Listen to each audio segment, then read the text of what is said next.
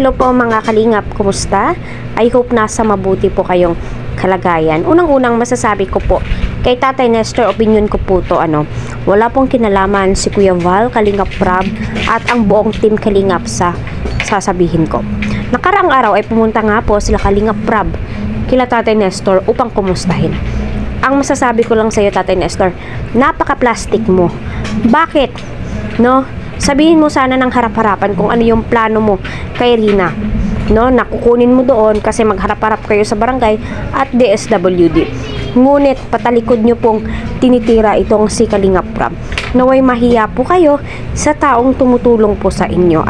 Kung ayuda at kung ano man po ang gusto nyong mangyari o kahilingan nyo kay Kalingap Prab, kung may sumusulsul naman po sa inyo, isipin po nating maigi na ang kinabukasan nga po ni Rina. Kasi nga po, si Nanay Melanie, ang iniisip po niya ay ang kinabukasan ng kanyang anak, hindi po yung sarili niya.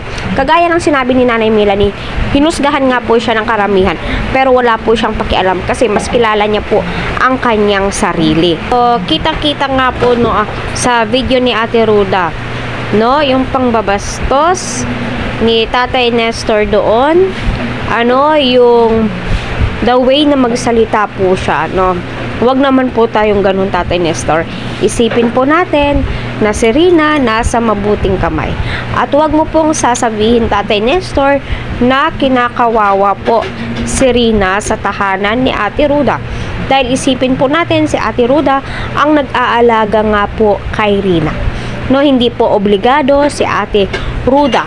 Ngunit, si Ate Ruda ay gusto niya lamang pong makatulong sa pagpapagaling ni Rina. At kita naman po natin iyon. So, Tatay Nestor, kung may nagsusulsul sa'yo, huwag kang papadala. Kasi napakahirap.